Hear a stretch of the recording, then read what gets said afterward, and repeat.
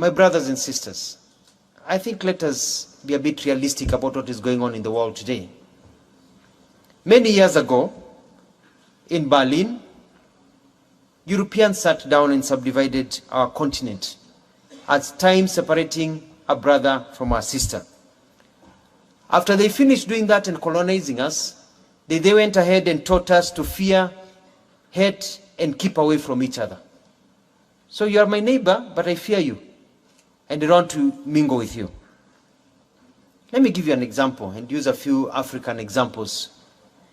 Today, it is easier for a European to travel within Europe without requirement of a visa. They can trade, make money, visit each other, spend money, and the European Union area, they make a lot of money, they're becoming rich and rich every day. In Africa, our former colonies and what they taught us still prevails. Then they mingle among each other. Today in Africa, the reality is that for an African to visit a European nation, an ordinary African, to visit a European nation is like, let me give you an example my teacher used to use. It's like trying to milk an elephant because of the visa process. However, for a European to visit an African nation, most of our nations, it is like a walk on the beach. It's like going to have a cup of tea. But then that is not the problem. The tragedy is that now for an African to visit a fellow African within the African Union, the visa restrictions in many of our nations, among us, between our brothers and sisters, is like trying to brush the teeth of a crocodile.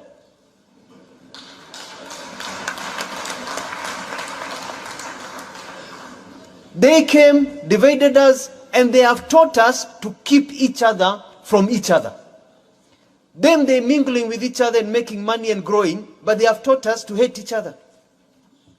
But for us to really enjoy the true economic benefits of the Africa Continental Free Trade Area, we need to behave like the Europeans and allow for the free movement of people and trade. Our development agencies, such as the African Union Development Agency and others, cannot really succeed when there are all these restrictions among ourselves. To this end, in our contribution to this continental aspiration, Kenya is committed to progressively, and we are moving very fast by the end of this year, to abolish visas to citizens from African Union member states to make it easier to invest and do business in Kenya and across the continent. We are going to open the borders of Kenya. We do not fear our fellow Africans. Come, travel to Kenya. Live, do business in Kenya. Trade, make money in Kenya. And we hope we'll get reciprocity with the rest of you. Let us open our continent so that we can make money and live together. Let us remove the shackles of colonialism that are still embedded in our heads. Here we see where this is all facts.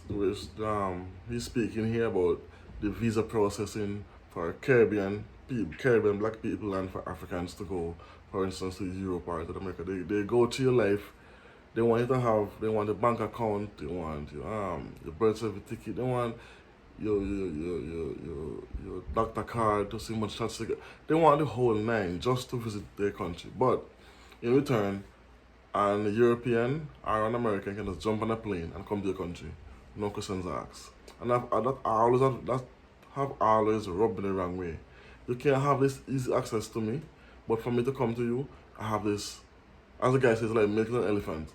This tedious, invasive interview you have to go through just to get a piece of paper state that you can come and visit. And you can only visit the first a certain amount of time. You can't overstay, otherwise they come look for you and they deport you and they can lock you up and that kind of thing. So, and it's always bothers me as well is when African nations, if giving other African nations too much of the run around to visit African nations. I never like the idea that Europeans, as he said, can visit each other through Europe, no issues. And then Africans now, because of the Berlin Accord, when they divided Africa and split up between the US, Canada, Germany, Holland, and England, and they take their portion and they put it on it, and then they enforce it in our heads. Well, not you must stay, Nigerians must stay away from Zimbabweans, and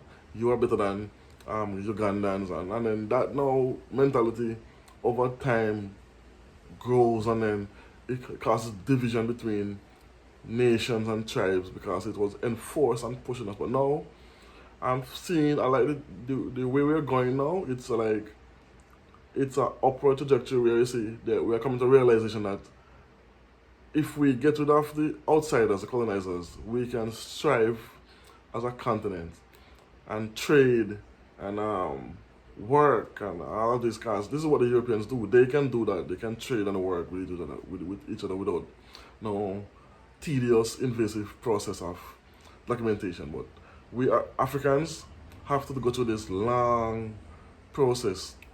They basically strip search you, and even after they get through all of them and they get a visa and they reach the country, the immigration officers still give you this another degrading and embarrassing questionings and strip search and randomly taking out the line. That's always it's random. Well, it's not random because it's the only randomly taking out black people on the line. So we need to impose these same restrictions on them as they are imposing us. And I've seen a few countries doing it right now, where they're imposing stricter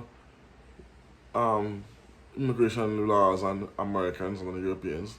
It's becoming a little bit more balanced out, but we need to go a lot further than what we are doing now in balancing out the disparity between you visiting me and I visiting you. Until that happens, they're gonna keep on looking down on the Caribbean as well as looking down on the African continent.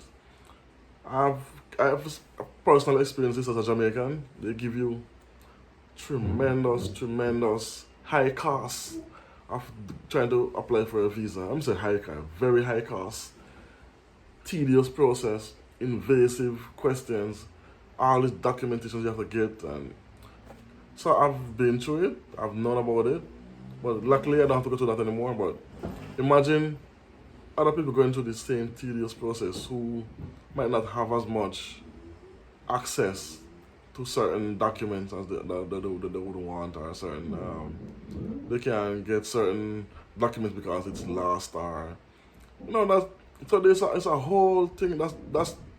But what I get to realize that Jamaicans now can go to certain African countries visa free, and that is a big deal because we can, instead of we have to try to worry about going to Europe or going to the Americas, we can go to Africa and without visa and enjoy the culture. You can work as well and enjoy, open the horizon to the continent, as well as Barbados is doing the same thing. They recently signed a memorandum with Rwanda for work and trade, and Ghana and Jamaica, South Africa, and Rwanda as well, and Uganda. We don't need visas to visit most of these African countries, so we should take the opportunity, forego the Europeans and the Americans, and stick to African